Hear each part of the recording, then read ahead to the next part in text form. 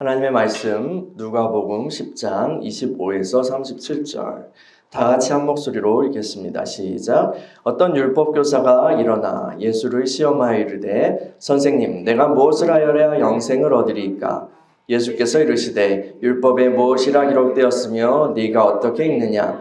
대답하여 이르되 내 마음을 다하며 목숨을 다하며 힘을 다하며 뜻을 다하여 주 너희 하나님을 사랑하고 또한 내 이웃을 내 자신같이 사랑하라 하였나이다.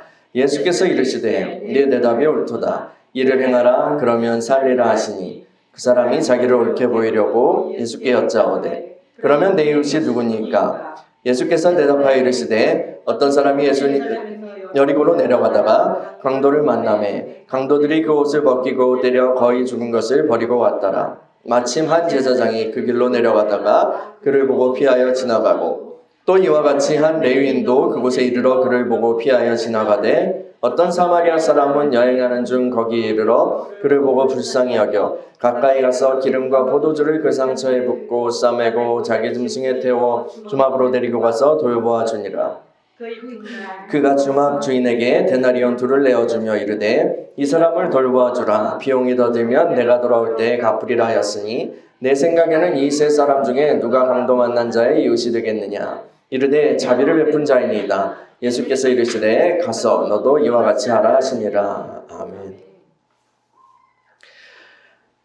사랑하는 아버지 하나님, 우리가 주님을 찬양합니다. 주의 이름으로 모인 우리 가운데 하나님의 은혜를 더하여 주시고 하나님의 영광을 나타내시며 주의 음성 듣게 하여 주옵소서.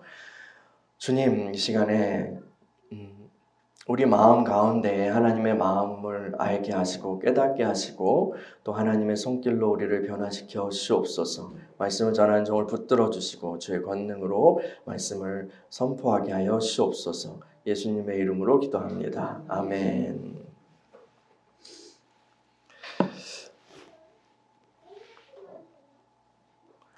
장로 요한은 말합니다. 지난 시간에 우리 요한 1서에서요. 사랑하는 자들아 하나님이 이같이 우리를 사랑하셨은즉 우리도 서로 사랑하는 것이 마땅하도다. 아멘. 하나님께서는 예수 그리스도를 통해서 우리를 향한 자신의 사랑을 계시하셨습니다. 예수를 믿는 자마다 하나님의 사랑을 받고 새로운 생명을 얻지요. 그리스도 안에서 우리는 하나님으로부터 난 하나님의 자녀가 되었습니다. 그것은 우리가 이 세상에 썩어질 것들을 추구하는 욕망을 따라서 살아가는 그런 삶에서 벗어나서 그런 존재에서 벗어나서 욕망을 따라서 저기 어디로 가는 길인지도 모르는 채로 계속 다름질하는 그런 삶을 벗어나서 신의 성품에 참여하는 자가 되었다는 것을 의미합니다. 그리스도인은 신의 성품에 참여하는 자입니다. 우리는 여전히 죄에 오염된 육신을 입고 살아가지만 우리의 본성은 죄가 아닙니다. 우리의 본성은 죄가 아닙니다. 더 이상이요. 하나님의 사랑이 우리의 본성입니다. 하나님의 사랑이 우리의 새로운 본성이에요. 예수 그리스도가 우리의 새로운 본성입니다. 그리스도인의 성숙은요, 이 새로운 본성을 발현시켜 나가는 것입니다. 그런데요, 이 과정이요, 쉽지 않습니다. 불신자가 예수를 믿는 것도 쉽지 않은 일입니다만 그 예수를 믿고 나서 거듭난 사람이 처음 믿은 사람이 그 새로운 생명의 본성을 발현시켜 나가는 것 또한 굉장히 어려운 과정입니다. 우리의 존재가요, 대부분 인간 존재가 그 주님께서 말씀하신 씨 뿌리는 비유에 좋은 땅과 같지 않기 때문입니다. 나머지 그 땅들과 같이 좋지 않은 땅들이란 말이죠. 그래서 쉽지 않은 거예요. 우리 안에 심겨진 그 생명의 씨앗, 예수 생명, 그 씨앗이 무럭무럭 잘 자라야지 꽃도 피우고 또 열매도 맺을 텐데, 그런데 거기 그 땅에 먼저 막 심겨진 가시떨기 같은 그런 잡초들이 다 자리 잡고 있는 거예요. 다 여기는 우리 땅 있네 하고. 걔네들은 막 정성껏 키우지 않아도 막 자라 있어요. 크게 자라 있어요.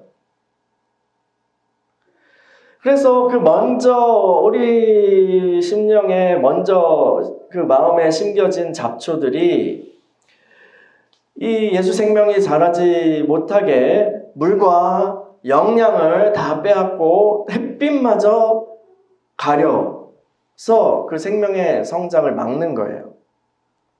이 잡초들은요, 가시떨기 같은 잡초들은 우리 옛사람의 그런 죄와 습성들이라고 할 수 있습니다. 뭐 자아라고 표현할 수도 있겠죠. 옛 자아요. 이것은 믿는 이가 하나님의 사랑을 공급받는 것을 가로막을 뿐 아니라 또한 우리 안에 두신 하나님의 사랑이 밖으로 표현되는 것, 밖으로 나타나는 것, 그것이 밖으로 발현되는 것을 방해합니다. 그래서 이러한 것들을 제거해야만 우리는 제대로 자라나고 그 새로운 본성에 합당하게 아름다운 열매를 맺을 수 있는 것이죠. 하나님이 원하시는 것은 우리를 통해서 그 하나님의 사랑이 나타나는 것입니다. 하나님이 원하시는 것은 자명하죠. 그리고 우리가 그것을 사모하면서 나아갈 때 성령께서는 우리 안에 작업을 하십니다. 성령께서는 우리 안에 작업을 하십니다. 목적이 딱 알았으면은 하나님 내가 그렇게 되길 원합니다 라고 그렇게 한다면 그때부터 성령께서 안팎으로 모든 것이 합력하여 그 작업을 해나가시는 거예요. 인간 완성을 해나가시는 거예요. 사람 만드시는 거죠. 근데 그것은 내 겉사람을 만지고 고치는 것이 아니에요. 내 겉사람을 다듬고 참고 고치고 그렇게 하는 것이 아니고 내 안에 두신 그 예수 생명이, 그 사랑이 우리의 몸을 통해서 나타나는 거예요.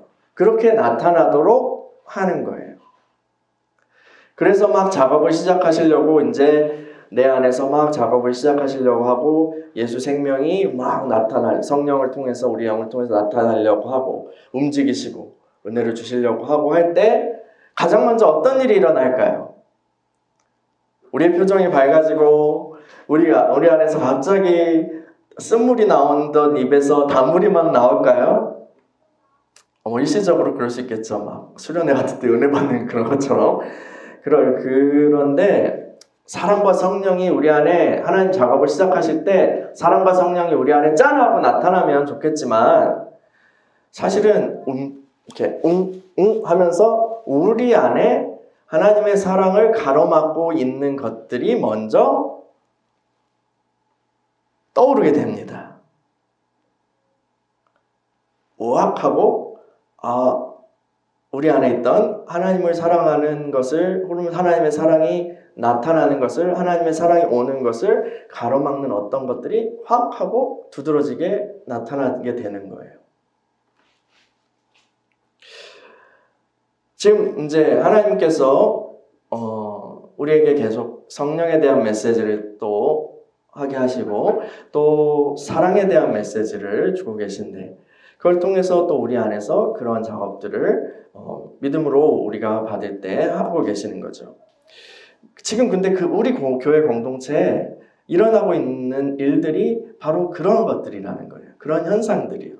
우리 안에 계신 주님이 이렇게 움직이시면서 그것을 싹이 트고 자라가고 막 나오려고 이렇게 하면서 그것을 덮고 있는 것들이 밖으로 표현되기 시작하는 거예요.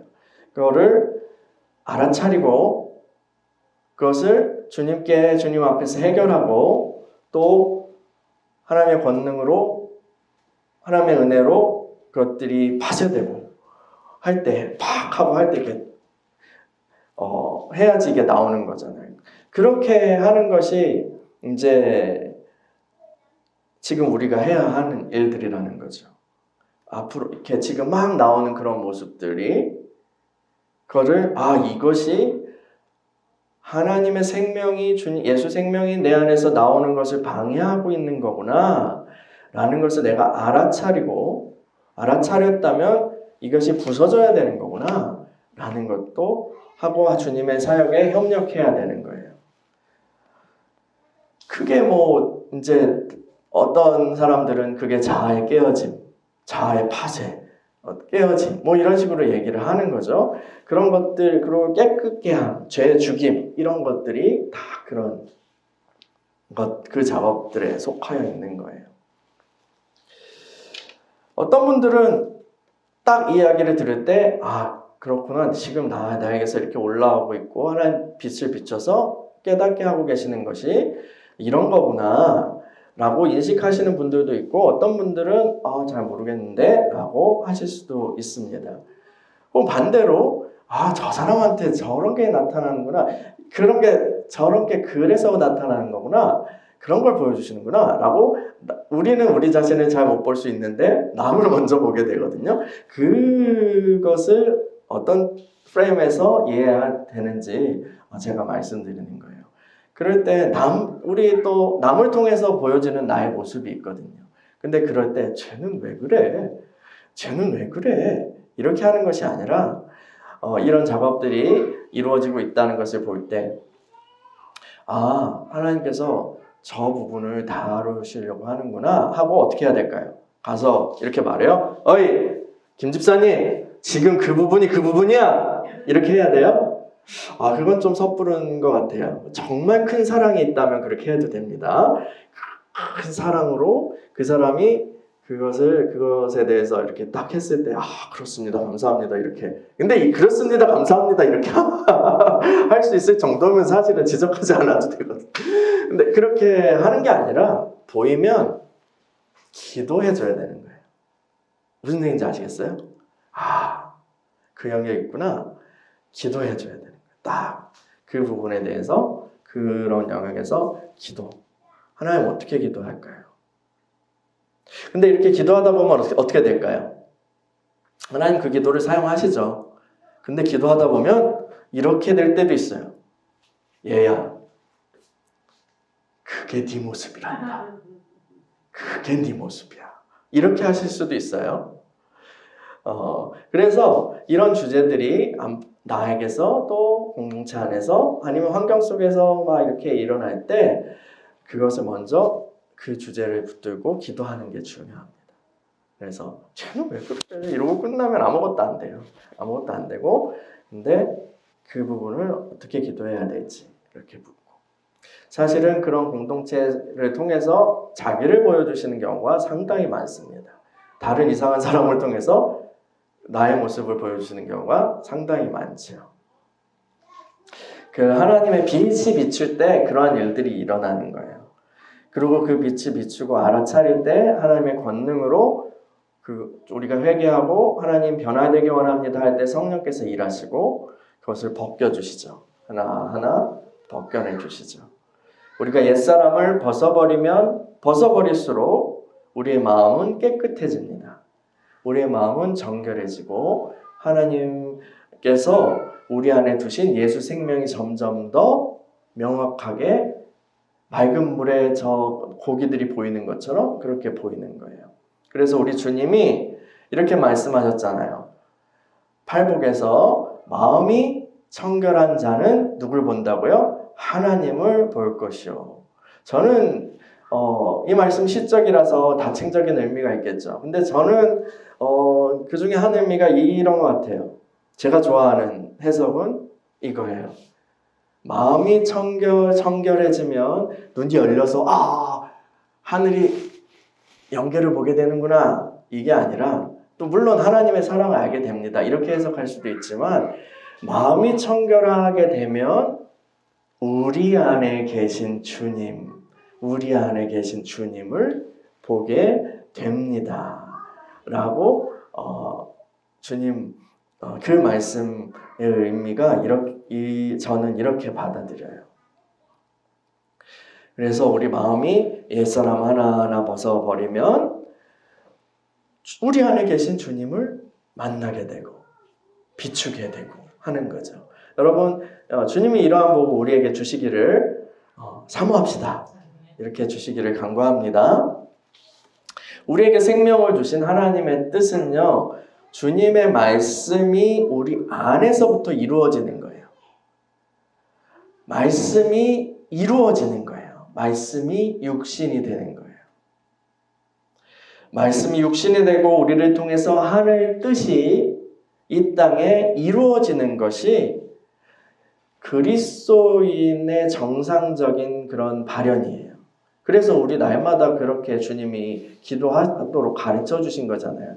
뜻이 하늘에서 이룬 것 같이 땅에서도 이루어지이다. 그게 우리를 배제하고 이루어지는 것이 아니라 우리를 통하여 그리스도의 몸인 또 하나님의 자녀인 우리를 통하여 그렇게 되기를 갈망하는 그런 기도인 거죠.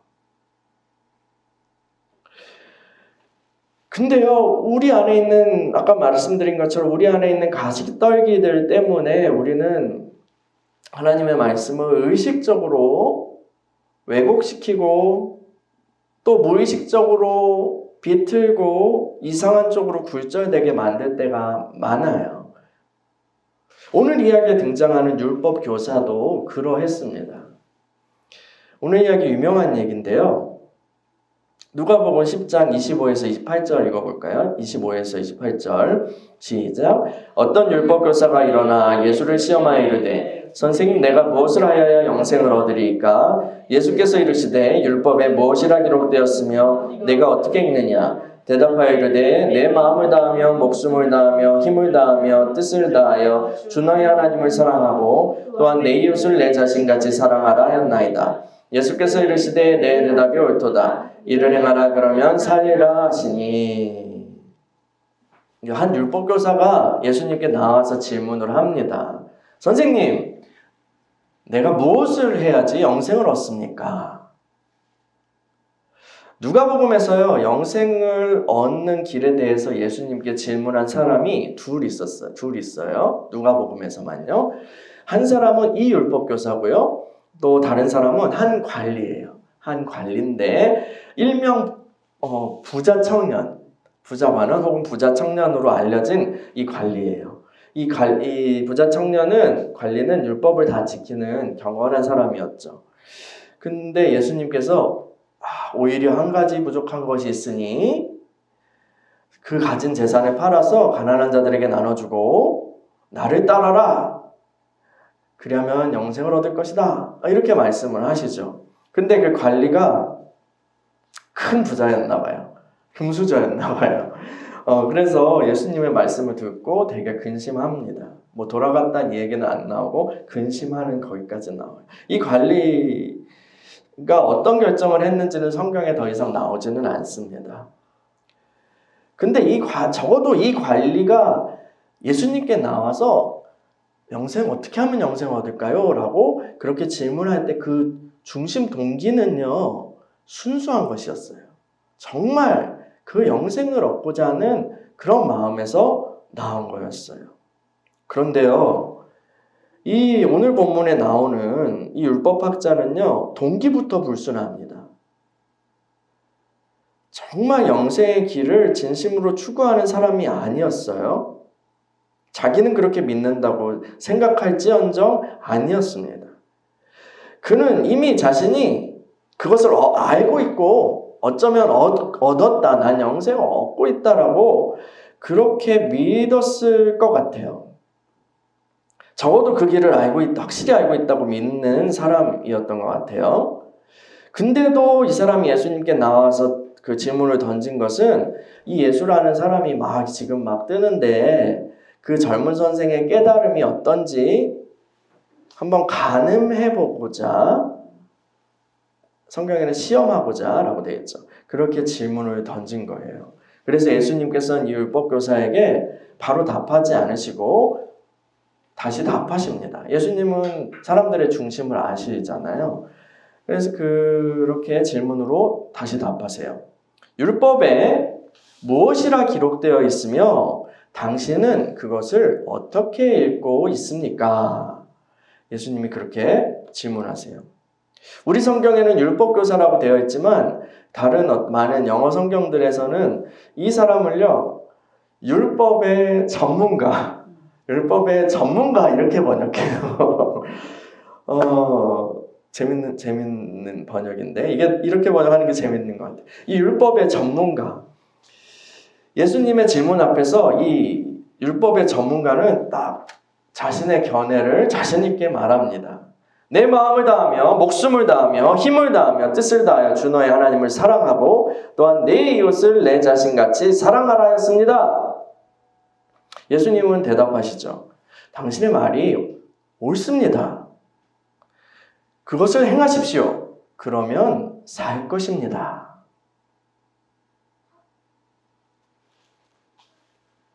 근데 여기서 율법의 전문가는 한 번 더 질문을 해요.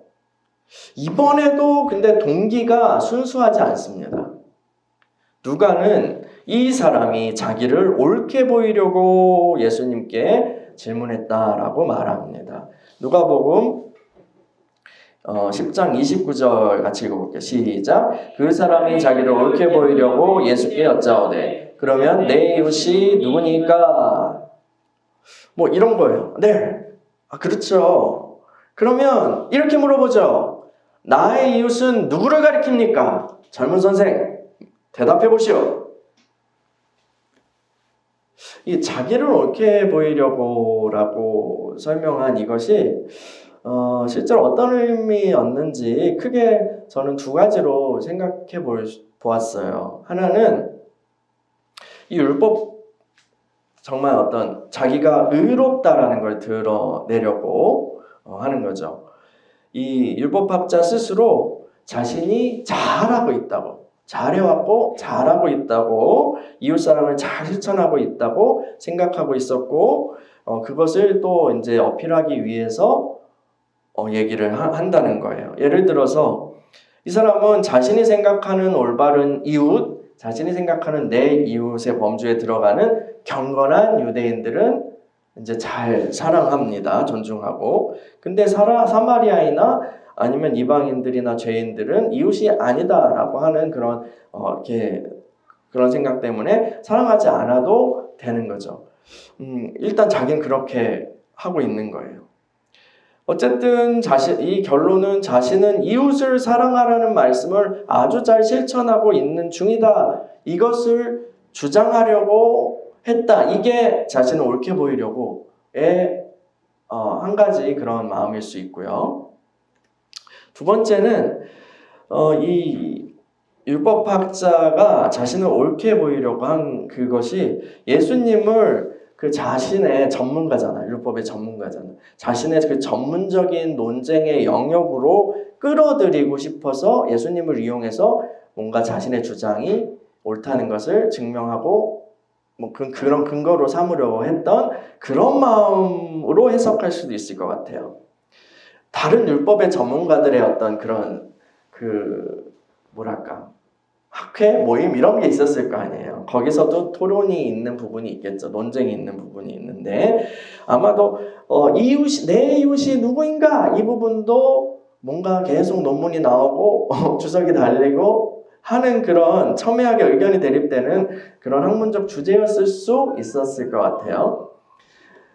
그래서 이 율법학자 자신이 박 교수님이 다른 율법의 전문가들에 비해서 얼마나 올바른 해석을 하고 있는지, 얼마나 내 이웃에 대한 이 계명에 대한 올바른 해석을 하는지 자랑하고 싶었던 그런 의미로 자기를 옳게 보이려고 이렇게 얘기했을 수 있다고 생각해요. 두 가지가 다 있을 수도 있고요. 우리도요, 근데 이게 다 올바른 마음이 아닌 거예요. 우리도 때때로 이런 식으로 어떤 부담스러운 하나님의 말씀을 딱 앞에 놨을 때 이런 식으로 말씀을 피해 갑니다. 그래서 말씀을 듣고 어떤 여러 생각과 마음의 미로를 막 통해서 이렇게 막 말씀 해석을 굴리고 나면은 그럼 아무 변화도 일어나지 않는 그런 말씀이 결과물이 나오는 거예요. 아, 그래? 아무 일도 일어나지 않아도 되는구나. 나는 잘하는구나. 뭐 해도 되고 안 해도 되고 난 어쨌든 천국 가는구나. 나는 이렇게 잘하고 있고. 아니면 사람이 할 수 없는 거구나. 산상수훈의 그런 뭐 윤리는 장차 왕국시대에 천년왕국에서 벌어지는 그런 윤리구나. 아니면 산상수훈의 그런 거는 단지 우리가 율법을 지킬 수 없고 죄를 깨닫게 하시기 위해서 하나님이 그냥 그렇게 아주 높게 설정하신 거구나. 주님이 그렇게 하신 거. 뭐 이런 식의 프레임으로 이렇게 막 여러 가지 생각을 하는 거죠. 우리 개인적으로도 그럴 수도 있고요. 그거는 뭐 사도 같은 사람들이나 하는 거지. 지금 이 시대에는 안 하는 거고. 뭐 이런 식으로 막 하는 거예요. 사람들은 그런 식으로 막 말씀을 미로로 돌린다고요. 죄된 시스템에서 막 미로를 돌려요. 근데 예수님은요, 누가 딱 논쟁을 걸 때 그 사람의 프레임에 절대 말려들지 않으세요. 예수님은 오히려 자신의 프레임으로 딱 그 사람을 이끌고 오시는데 그걸 위해서 한 이야기를 들려주세요. 선한 사마리아인의 비유로 알려진 이야기죠. 누가복음 10장 30에서 35절인데요. 네, 읽어볼까요? 같이 읽어볼까요? 30에서 35절 시작. 예수께서 대답하여 이르시되 어떤 사람이 예루살렘에서 여리고로 내려가다가 강도를 만나매 강도들이 그 옷을 벗기고 때려 거의 죽은 것을 버리고 갔더라. 마침 한 제사장이 그 길로 내려가다가 그를 보고 피하여 지나가고 또 이와 같이 한 레위인도 그곳에 이르러 그를 보고 피하여 지나가되 어떤 사마리아 사람은 여행하는 중 거기 이르러 그를 보고 불쌍히 여겨 가까이 가서 기름과 포도주를 그 상처에 붓고 싸매고 자기 짐승에 태워 주막으로 데리고 가서 돌보아 주니라. 그 이튿날 그가 주막 주인에게 데나리온 둘을 내어주며 이르되 이 사람을 돌보아 주라. 비용이 더 들면 내가 돌아올 때 갚으리라 하였으니. 주일학교나 아니면 교회에서 많이 들어보셨잖아요. 어떤 사람이 예루살렘에서 여리고로 그렇게 홀로 내려가다가 강도를 만났어요. 근데 그 길은 광야길이고 사람들이 인적이 드문 길이기 때문에 굉장히 우범지대였다고 해요. 도둑대가 이제 출몰을 하는 지역이죠. 거기서 강도떼를 만나가지고 얻어맞고 뭐 다 뺏기고 이제 거의 이제 빈사 상태로 누워 있었습니다. 그냥 몇 시간 더 지나면은 위험해지겠죠. 죽는 거예요. 근데 다행히도 그 죽어가는 사람 앞에 한 사람이 막 저기서 걸어와요. 거룩한 제사장이 걸어옵니다. 이 강도 만나 누워있는 사람은 제사장님이네? 하나님의 제사장님이네? 하면서 하나님을 만난 것 같이 막 기뻐하려고 하는데 제사장이 딱 보더니 하고 못 본 척 이렇게 지나갑니다. 강도 만난 사람은 실망하죠. 잠시 후 근데 또 다른 사람이 오는 거예요. 하나님 내 기도를 내 신음을 들으시는구나. 거기서 이제 찬양 소리가 막 들려오는 거예요. 한 레위인이 막 찬양을 하면서 흥얼거리면서 지나갑니다. 여호와는 나의 목자시니 하면서 하면서 이렇게 레위인이 근데 이 사람을 딱 보고 훔치 놀래고 합니다. 이 사람은 누워있는 사람은 살려주세요 하고 외치고 싶지만 도와주세요 하고 있지만 입술이 떨어지지 않습니다. 의식이 희미해져 가고요. 레위인은 조금 움찔하고 겁먹은 표정으로 이렇게 하더니 다시 내가 사망의 음침한 골짜기를 다닐지라도 하면서 자기 길을 가버렸어요.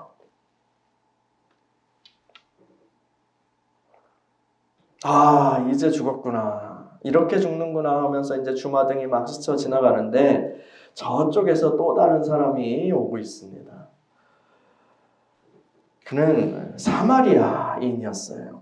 유대인들은 사마리아 사람을 개만도 못하게 취급했거든요. 왜냐하면 유대인이 보기에 혈통이 섞이고 문화가 섞이고 하나님을 배반한 그런 더러운 존재였기 때문에 오염된 사람이라고 생각했기 때문이에요. 불결한 사람들. 그래서 이 쓰러진 사람도 평소에 아마 사마리아 사람들을 되게 욕하고 업신여겼을 거예요.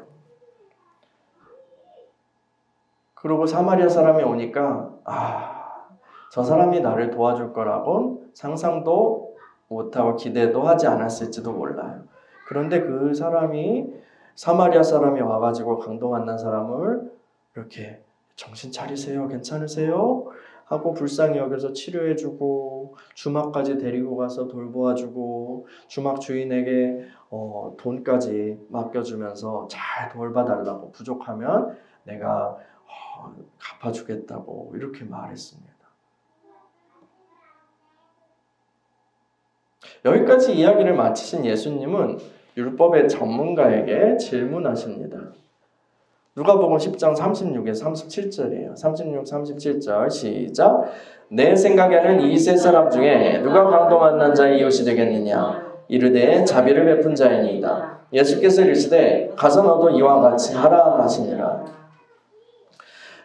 이 이야기를 통해서 프레임이 완전히 바뀌는 게 느껴지세요?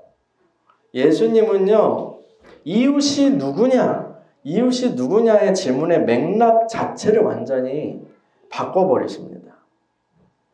이웃이 누구냐? 이웃의 자격이 누가 있는 거지? 유대인이야, 이방인이야? 뭐 어디까지 사랑해야 돼? 그럼 이 사람 죄를 범해서 더러운 지경에 있을 때 그럴 때는 어떻게 해야 돼? 이런 식으로 막 논쟁이 펼쳐졌을 것인데 예수님은 이 하나의 이야기를 딱 들어주시면서 이웃이 누구냐라는 그런 어떤 그 화두의 맥락을 완전히 바꿔버리는, 배경을 쫙 바꿔버리시는 거예요. 그러면서 하나님의 의도가 쫙 드러나게 하시죠.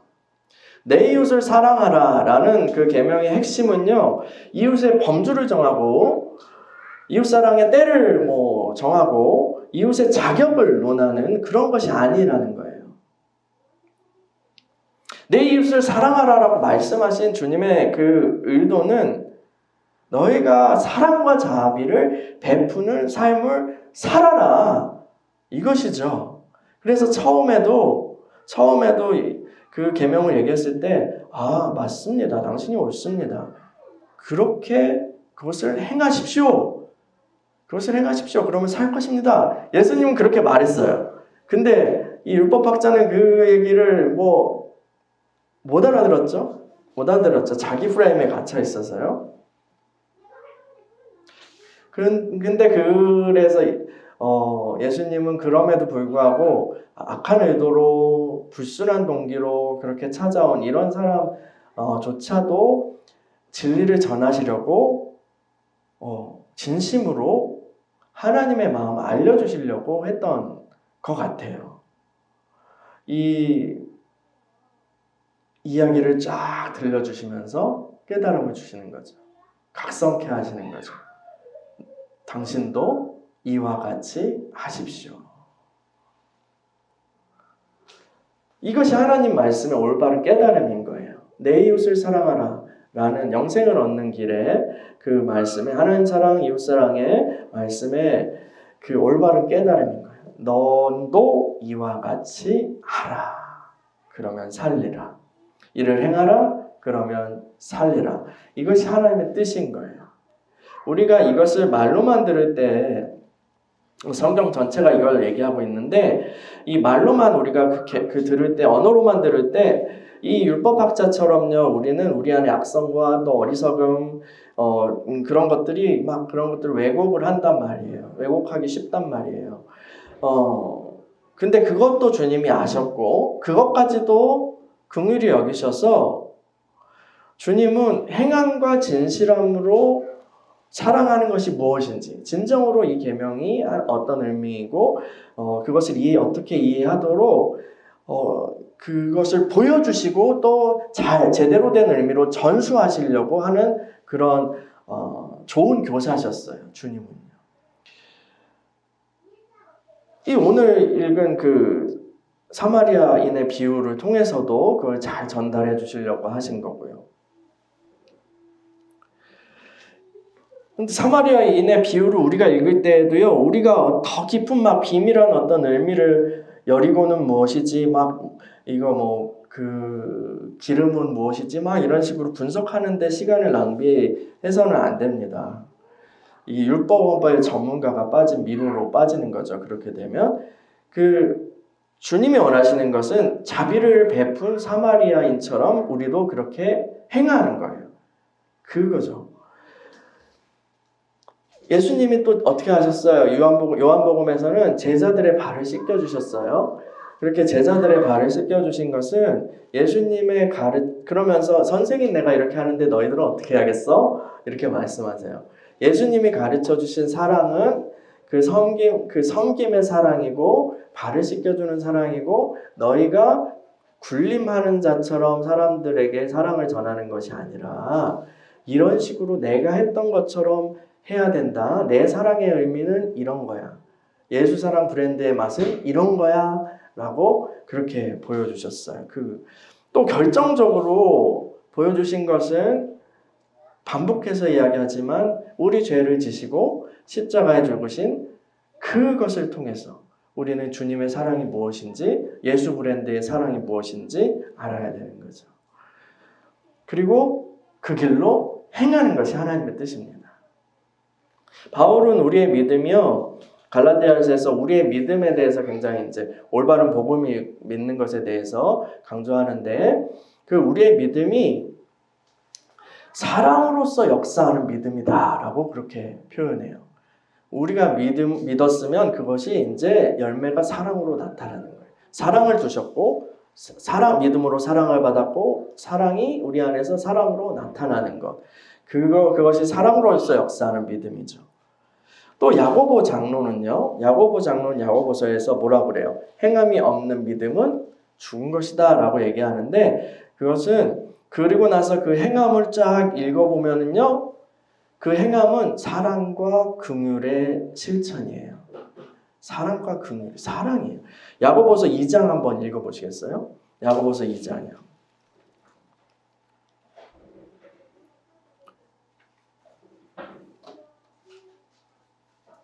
야고보서 2장 14에서 17절. 야고보서 2장 14에서 17절 시작. 내 형제들아 만일 사람이 믿음이 있노라 하고 행함이 없으면 무슨 유익이 있고 그 믿음이 능히 자기를 구원하겠느냐. 만일 형제나 자매가 벌받고 일용할 양식이 없는데 너희 중에 누구든지 그에게 이르되 평안히 가라 덥게 하라 배부르게 하라 하며 그 몸에 쓸 것을 주지 아니하면 무슨 유익이 있으리요. 이와 같이 행함이 없는 믿음은 그 자체가 죽은 것이라. 아멘. 여러분 행함이 없는 믿음 할 때 그것이 막 행위로 구원받나 아니면 뭐 믿음으로 구원받나 자꾸 그쪽 프레임으로만 이거를 본문을 보고 생각하는데 읽어보세요. 쭉 읽어보시면요. 믿는 자들은 그 하나님의 사랑을 받은 자들이고 우리가 그 사랑을 믿는다면 그 사랑을 받았다면 형제가 헐벗을 때에 또 일용할 양식이 없을 때에 그것을 못 본 채로 지나갈 수 없다는 거예요. 무슨 얘기인지 아세요?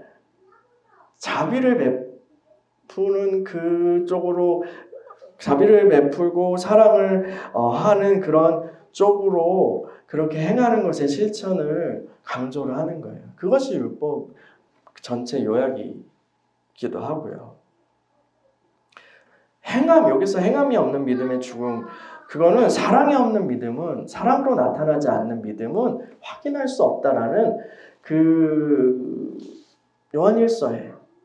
요한일서에서 우리가 지난주에 정말 하나님으로부터 난 자라면 우리 그 거듭난 자인지 우리가 확인할 수 있는 길은 우리가 사랑하느냐입니다 라고 한 그 가르침과 일맥상통하는 거죠. 그리고 그 믿음을 강조하고 할례가 아니라 믿음으로 구원받고 성령을 받는 것을 강조했던 갈라디아서에서도 아까 말씀드린 것처럼 사랑으로 역사하는 믿음, 우리의 믿음은 사랑으로 역사하는 믿음이다라고 얘기를 합니다. 장로 요한은 요한일서 3장 18절에서 이렇게 얘기하죠. 자녀들아 우리가 말과 여로만 사랑하지 말고 행과 진실함으로 하자. 이것이 진짜 우리가 하나님을 믿는 것이다 라고 얘기하는 거예요. 또 우리 주님께서는 지난 시간에 마태복음 얘기했죠. 나의 멍에를 메고 내게 배우라 라고 말씀하셨어요. 그리스도의 복음은요, 죄의 노예였던 우리를, 탐욕의 노예였던 우리를 해방하고 자유케 하죠.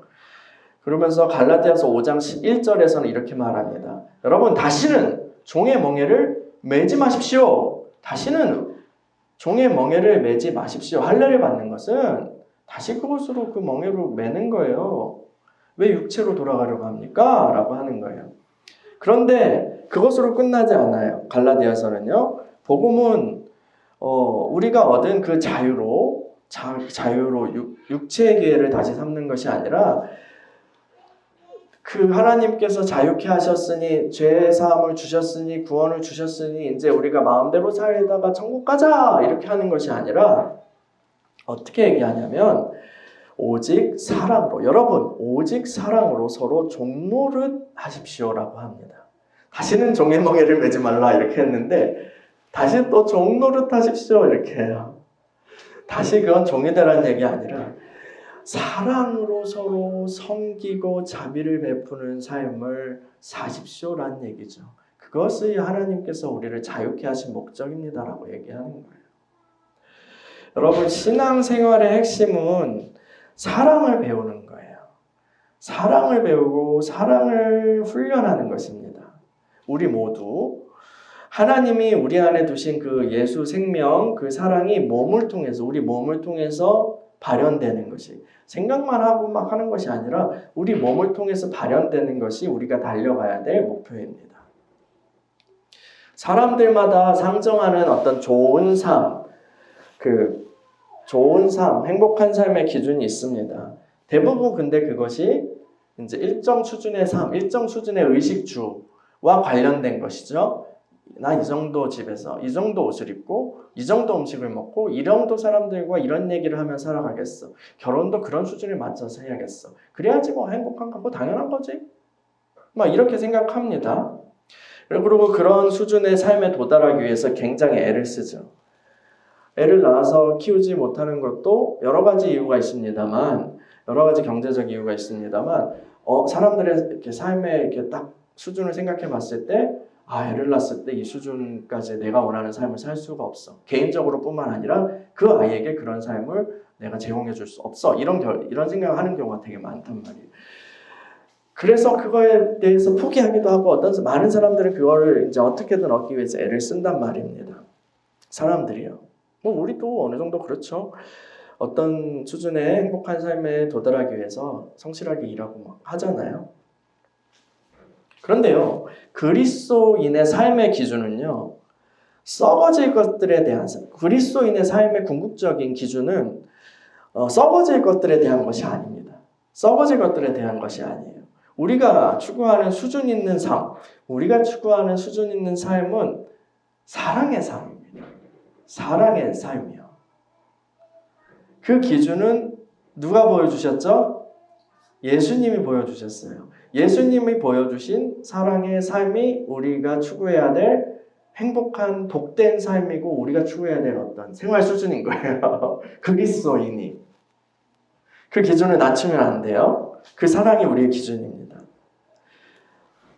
이 물질적인 것을 그 기준을 위해서도 열심히 뭔가 추구하고 막 10년, 20년 하고 막 그렇게 노력하고 그러는데 정말 이 영원한 기준인 사랑의 삶을 위해서요, 우리가 다름질하지 않는다면 우리는 영원한 것을 믿지 않는, 영원한 것의 가치를 모르는 사람인 거죠. 우리의 시간과 기력과 여러 가지 하나님 주신 것들을 이 사랑의 삶을 위해서 투자하자고요. 우리의 생명을 썩어질 것을 위해서 투자하면 육신을 위해서 심고 썩어질 것을 위해서 투자하면 썩어질 것을 거둘 것이고 영원한 것을 위해서 심으면 영원한 것을 거둘 것이다 라고 얘기합니다. 그 사랑을 하면서 또 힘들 수 있죠. 힘들 거예요, 분명히요. 이 세상과 반대로 가는 걸 수도 있고, 때로는 내 안에 있는 그런 가시떨기들을 뽑아내야 되는 고통들이 있는 거죠. 근데 성경이 이렇게 얘기합니다. 우리가 주님을 위하여 고난을 받으면 어떻게 돼요? 주님과 함께 영광도 받게 될 것입니다. 라고 말씀합니다. 여러분, 하나님께서는요, 우리를 부르시고요, 사랑할 수 있는 존재로 새롭게 만들어 주셨어요. 새롭게 창조해 주셨어요. 그것이 저와 여러분들입니다. 그것이 저와 여러분들이 받은 구원이고, 그것이 그리스도인들이에요. 그것이 우리예요. 나예요. 그 부르심에 합당한 열매를 맺는 우리들이 되기를 소망합니다. 여러분, 힘겹죠. 사랑의 길을 가는 거, 변화의 길을 가는 거. 힘겹지만 이 사랑의 길, 확실한 길 붙들고 한 걸음씩 걸어갑시다. 여러분과 함께 천국 길을 걸어갈 수 있어서 행복합니다. 여러분, 정말 막 코인 이런 것도 언젠가는 뜰 거야 하고 막 버티잖아요, 사람들이요. 뭐 뜰지 안 뜰지 그건 모르는데도 그렇게 믿으면서 버팁니다. 그 두 글자로 뭐라고 하면 존버 이렇게 합니다. 풀어서 얘기하진 않을게요. 그렇게 막 버틴다고요. 근데 우리 확실한 말, 하나님의 확실한 말씀이 계시하는 그 사랑의 길을 위해서 걸어가는 것, 거기에 인내하는 것, 거기에 우리의 시간을 투자하고 우리의 마음을 쓰는 것, 그 길을 한 걸음 한 걸음 걸어가게 가는 것, 그런 것들 정말 확신한 길이에요. 우리가 그것을 위해서 정말 버티고 인내하고 끝까지 견디는 것이 필요합니다. 그것이 견인이죠. 성도가 끝까지 견디고 인내한다는 뜻이에요. 그 성도의 그것은 최후 승리와 연결되는 것입니다. 물론 그것은 하나님의 은혜를 주셔야 할 수 있는 겁니다. 그러나 우리의 측면에서는 그것은 견디는 걸로, 견디고 버티고 붙잡고 바라보고 걸어가고 실천하고 내딛고 하는 걸로 이루어지는 거예요. 여러분, 이 천국길을 함께 걸어갑시다. 할렐루야. 주님께서 영광 가운데 우리를 맞아주실 줄 믿습니다. 우리 같이 기도하겠습니다.